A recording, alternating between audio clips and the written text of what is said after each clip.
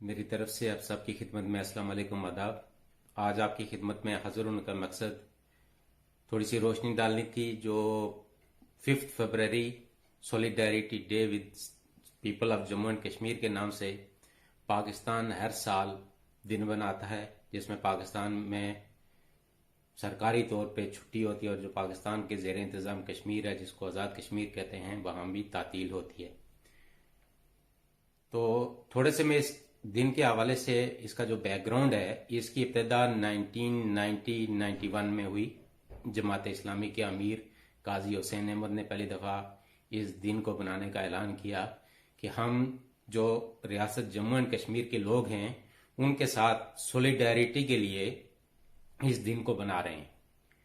तो ये पैगाम तो हमें पता ही है और सब बाखूबी वाकिफ हैं कि जो पाकिस्तान की खारजा पॉलिसी है, जो पड़ोसियों के साथ उनके ताल्लुकात हैं, उनको कौन कंट्रोल करता है, किसकी ईमा पे ये किया गया होगा, ये तो क्रिस्टल क्लियर बात है। इसमें तो कोई डाउट नहीं है कि किसके कहने पे। और फिर उसको सरकारी तौर पे जितनी भी गवर्नमेंट्स आई उसके बाद उन्होंने इसको अडाप्ट कर लिया एक दिन के तौर पे। और अब हर साल पाकिस्तान 5 फरवरी को solidarity day with people of Jammu and Kashmir के नाम से एक जो सियासी स्टंट है, जो जिसको आप कह सकते हैं एक शोशा है सियासी, इन्होंने छोड़ा हुआ है।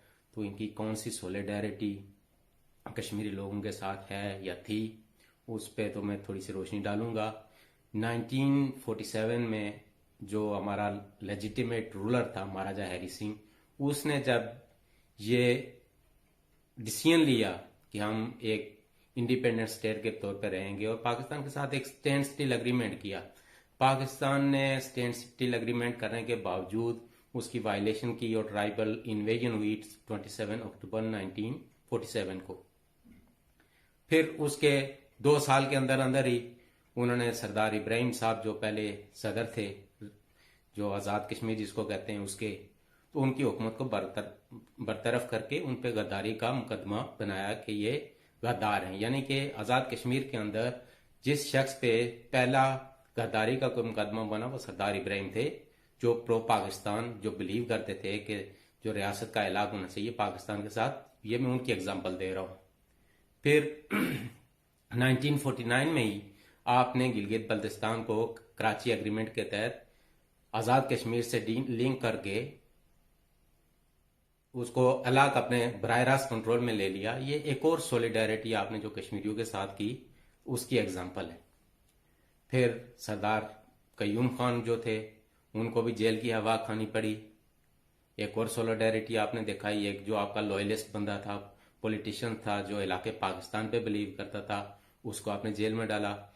KH खुर्शीद, जो मिस्टर जिना के कंपेनियन थे, उनके साथ वो जो है ना उनके पर्सनल सेक्रेटरी थे, और उनकी तमाम तर हमदर्दियां आप लोगों के साथ थी। लेकिन जो ही उन्होंने अपने लोगों के राइट्स के हवाले से आवाज उठाने की कोशिश की तो उनको भी आपने जेल में डाला। मुमताज हुसैन राठौर थे, पीपल्स पार्टी से उनका ताल्लुक था, तो उन्होंने उनका चूंकि बैकग्राउंड जो है नेशनलिस्ट एक तंजीम के साथ था, तो उनमें वो जर्म्स जो नेशनलिज्म के थे, तो उन्होंने एक स्टेटमेंट दी कि ये जो मुगला डैम है तो इसकी रॉयल्टी कश्मीरियों को मिलनी चाहिए। तो उनको हेलीकॉप्टर के जरिए मुजफ्फराबाद से उठाया गया और नामालूम काम पर ले जाके उनसे इस्तीफा लिया गया। ये एक और सॉलिडेरिटी की एग्जांपल है।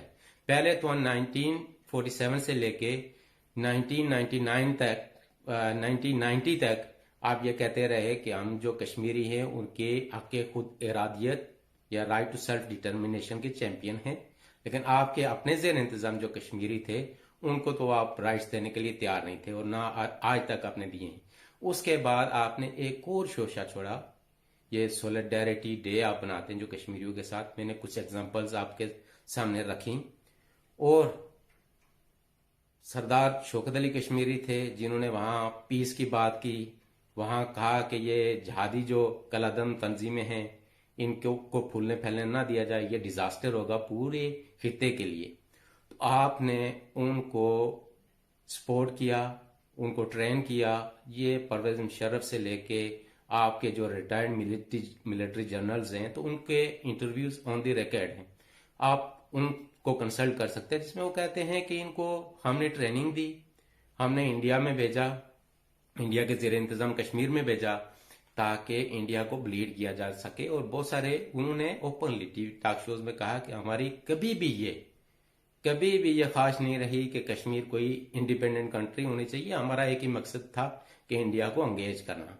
और वो देखें उनकी जो स्टेटमेंट्स हैं तो उनको उनकी बुनियाद पे और जो ग्राउंड रियलिटीज हैं या जो पिछले सारे 3 ईयर्स में जो एपिसोड्स हुए हैं तो उन पे अगर नजर डाली जाए तो उनकी हमेशा से यही पॉलिसी रही है कि जिस साइड पे हम हैं तो इधर हम बस हमारा कब्जा बरकरार रहना चाहिए, तो बाकी उधर उनको एंगेज रखते हैं।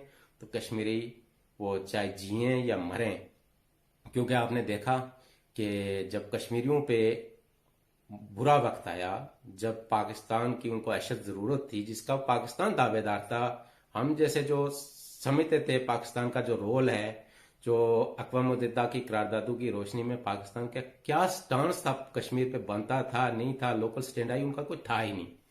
तो हमें तो उनसे ना कोई तवक्कुआ थी, ना उनसे कोई प्यार मोहब्बत और उनसे कोई एक्स्ट्रा ऑर्डिनरी एफर्ट्स की कोई तवक्को थी, बल्कि हमें उनसे यही तवक्को थी कि वो बार्गेनिंग के चक्कर में कि इधर हम उधर तुम वाली पॉलिसी है कि इधर अगर हमें ये वाला खिता जो है जिसको आज़ाद कश्मीर और गिलगित बल्तिस्तान कहते हैं, इसी पे हमारा कब्जा मुस्तकिल हो जाए तो इससे बड़ी नियामत कोई नहीं होगी।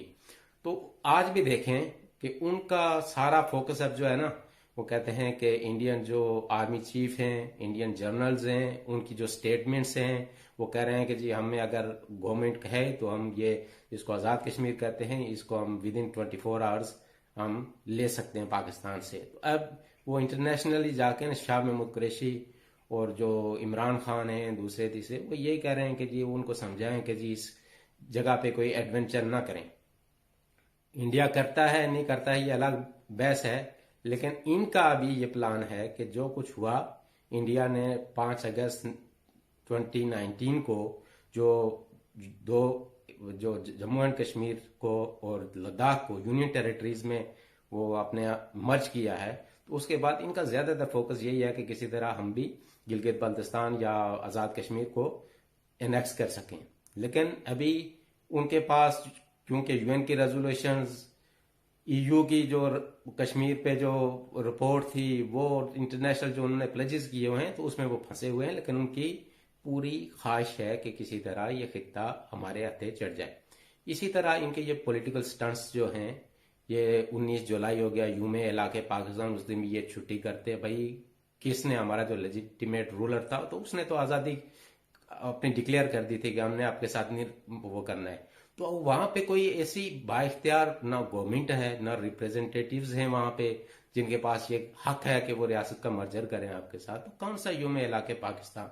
फिर ये 5 अगस्त 2019 के बाद इमरान खान ने एक और शोशा छोड़ा, जो अक्सर बात करते हैं फिर यू टर्न लेते हैं। वो कहते हैं कि जी जो कामयाब पॉलिटिशियन वही होता है कि जो बात करे और उस पर यू टर्न ले ले। यू टर्न चलो अगर आपने कोई बहुत ही ऑकवर्ड पोजीशन में है तो आपने किसी चीज पे बार्गेन करना है, सोबर वे में आदमी करता है। लेकिन उनका तो नाम ही यू टर्न खान पड़ गया इसी चक्कर में। तो उनको तो जो अभी रिसेंटली चाइना में कोरोना वायरस वो जो फैला है, तो बाकी कंट्रीज ने अपने लोग वहां से निकालने शुरू किए। तो पाकिस्तान के जो हेल्थ के इंचार्ज हैं उस सेक्टर के, तो वो उनकी स्टेटमेंट है, वो आके टीवी पे कहते हैं क्योंकि WHO ने कहा कि वहां से आप लोगों को निकालेंगे तो ये वायरस जो है ना फैल जाएगा, तो लिहाजा उनकी इंस्ट्रक्शन है कि हमने वहां से किसी को नहीं निकालना। जब जॉर्डन ने, जब बांग्लादेश ने, जब इंडिया ने, जब दूसरी कंट्रीज ने, वो मोरक्को ने अपने स्टूडेंट्स वहां से निकालना शुरू किए, लोगों ने वीडियोस बनाई, तो उनको ये मैसेज आया कि भाई बाकी कंट्रीज के जो स्टूडेंट्स हैं तो वो भी यहाँ से जा रहे हैं, तो लिहाजा आप हमारा भी बंदोबस्त करें। तो उसके बाद जाके इन्होंने ये लोगों को वापस लाने का अमल शुरू किया। उससे पहले तो इनके जो वहां पे एम्बेसडर थे तो उन्होंने उनको कहा कि जिंदगी और मौत अल्लाह के हाथ में है, तो आपकी अगर जिंदगी हुई तो आप बच जाएंगे, तो अगर मौत आई हुई तो इसी वायरस के नतीजे में आप मर जाएंगे। यानी कि ये अपने लोगों के साथ जो सॉलिडरिटी नहीं कर सकते, जो उनको प्रोटेक्ट नहीं कर सकते, आप मंजूर पश्तीन की मिसाल ले लें, पीसफुल स्ट्रगल पे बिलीव करते हैं। पाकिस्तानी जो कॉन्स्टिट्यूशन है वो कहते हैं कि हम इसको भी मानते हैं, लेकिन हमें अपने राइट्स चाहिए। और जो इंस्टीट्यूशंस हैं तो अपनी जो उनकी डिटरमिन लिमिट्स हैं उनके अंदर रह के वो काम करें तो हमें कोई एतराज नहीं होगा। लेकिन उनको भी इस्लामाबाद से दिन दिहाड़े उठाया जाता है और कहते हैं कि इन पे गद्दारी के मुकदमे चलाते हैं क्योंकि ये एंटी स्टेट हैं।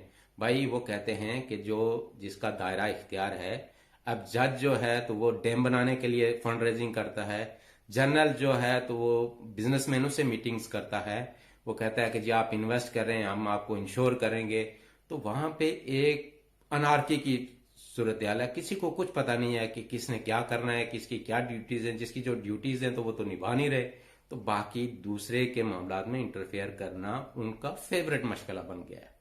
इमरान खान साहब ने ऐलान किया कि हर जुमे को 5 अगस्त ये जो इंडिया ने मर्जर किया state of Jammu and Kashmir का और लद्दाख का, तो उसके बाद उन्होंने कहा जी कि हर जुमे को हम 12 बजे से लेके 12:30 बजे तक पूरी पाकिस्तानी कौम ने कोई काम नहीं करना है, आधा घंटा सोलिडेरिटी दिखानी है कश्मीरियों के साथ और बाशुमूल इमरान खान और हम सारे जो है ना आधा आधा घंटा कश्मीरियों के साथ सोलिडेरिटी दिखाने के लिए खड़ा रह करेंगे। लेकिन मैं तो सोशल मीडिया पे भी सारी चीजें जो है ना देखता हूँ, वॉच करता हूँ, पाकिस्तानी मीडिया को भी टच करता हूँ, इंटरनेशनल मीडिया जो है उसको भी डेली बेसिस पे देखते हैं।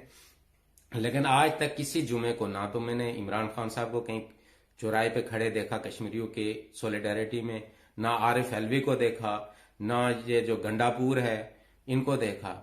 बाकी ये इस तरह के ये शोशे छोड़ते रहते हैं। आप अपने जेर इंतजाम जो कश्मीरी हैं उनको राइट्स देने के लिए तैयार नहीं हैं।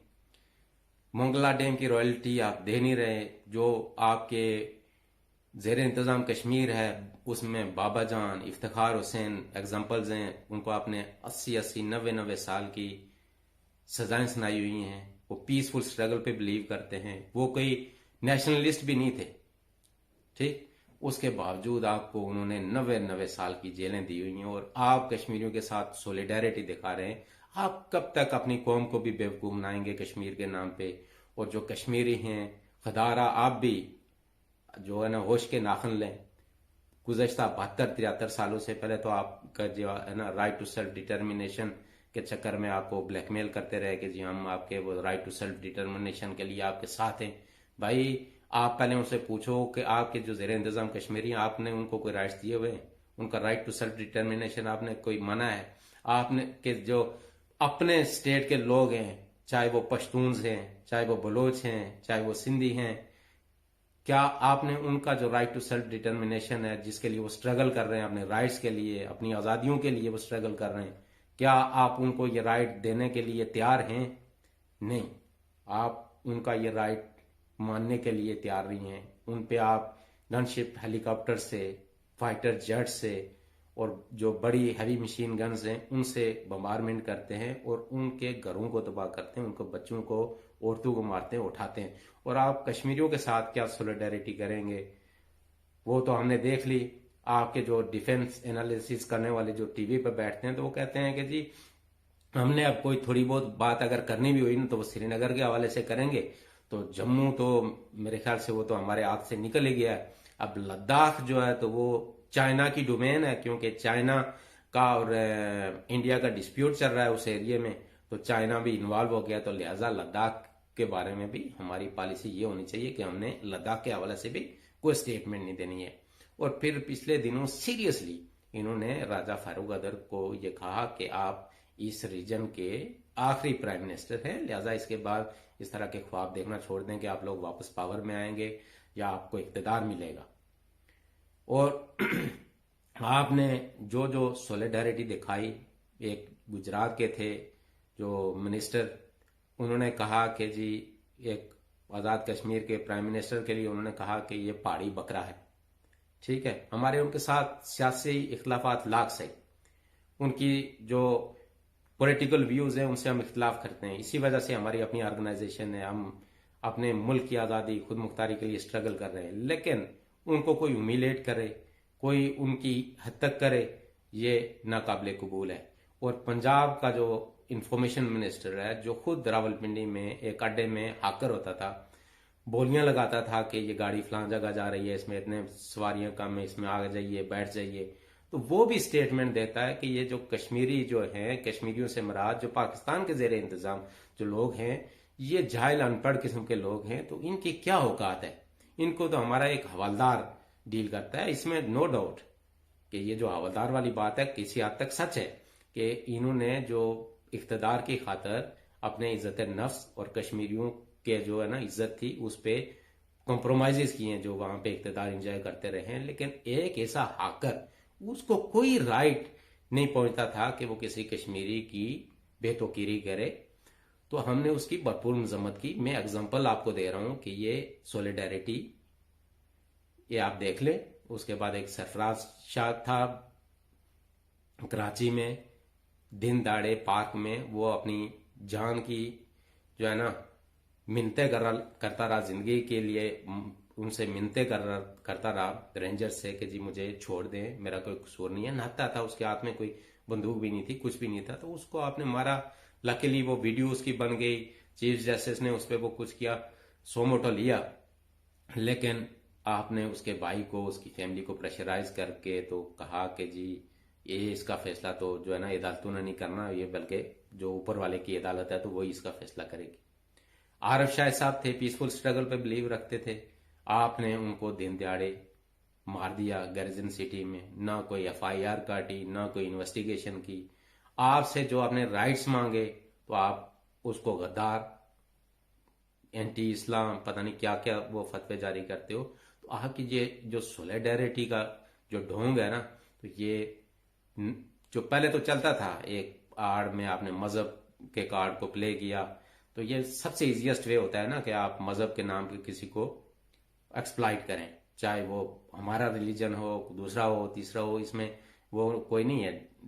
मतलब सब इस चीज पे जो है ना इजीएस्ट वे कि आपने किसी को एक्सप्लॉइट करा तो उसके जो रिलीजियस सेंटिमेंट्स हैं तो उनको छेड़ें। तो जमात इस्लामी का इनिशिएटिव था, तो उसके बाद सारी गवर्नमेंट्स जो, चाहे वो पीपल्स पार्टी की आई, नून लीग की आई, डिक्टेटर आए, फिर पीपल्स पार्टी आई, नून लीग आई, पीटीआई आई, लेकिन इस पे उन सब का कंसेंसस है क्योंकि खारजा पॉलिसी और जो डिफेंस है तो वो किसी और के कंट्रोल में है, और उनको ये सूट करता है कि इनको एंगेज रखा जाए कि जी हम आपके साथ सोलिडेरिटी दिखा रहे हैं। सोलिडेरिटी अगर आपने दिखानी है, आप आज़ाद कश्मीर और गिलगित बल्तिस्तान को मिला के एक अलहदा रियासत कायम करें और उसको तस्लीम करें, और कश्मीरियों को बताएं कि वाकई आप सिंसियर हैं कश्मीरियों के साथ और आप उनके राइट्स के लिए उनके साथ खड़े हैं। जब तक आप ये नहीं करते, आप ये ड्रामेबाजी, शोबदाबाजियां, ये हम जहां जहां भी होंगे आपको एक्सप्लॉइट करते रहेंगे, इनकी एक्सपोज करते रहें आपकी इन चीज़ों को। तो लिहाजा मेरा मैसेज कश्मीरियों के लिए कि आप 72-73 साल अंधेरों में रहें, एक होप लगा के बैठे रहें। जो स्टेट अपने सिटीजन्स को प्रोटेक्ट नहीं कर सकती तो वो कश्मीरियों को क्या प्रोटेक्ट करती। तो लिहाजा हम सब की ये मॉरल और नेशनल ड्यूटी बनती है कि अपने कश्मीरी लोगों में, कश्मीरियों से मनाद state of Jammu and Kashmir के लोगों को अवेयरनेस दें कि हमने अपने हुकूक की, आज़ादी की, खुद मुख्तारी की जो भी स्ट्रगल है वो अपने बलबूते पे, अपनी अवेयरनेस, अपने शोर और तारीखी जो जो बैकग्राउंड है हमारा उसमें रहते हुए करनी है, और उसी में हमारी कामयाबी हो सकती है। और सबसे बड़ी चीज़ ये है कि हमने अपने अंदर यूनिटी कायम करनी है, और ये जो ब्लेम गेम है कि जी फलान ने ये कर लिया तो फलान ने, खुदारा इससे बाहर आइए, यूनिटी पैदा कीजिए। और ये जो जो आज भी सारा कुछ होने के बावजूद, और एक और चीज जो मेरी नजर से बार बार गुजर रही है कि ये प्रेप और नर्सरी और प्ले ग्रुप के जो बच्चे होते हैं ना, क्लास 1 के बच्चों से नारे लगवाते हैं स्कूलों में कि कश्मीर बनेगा पाकिस्तान।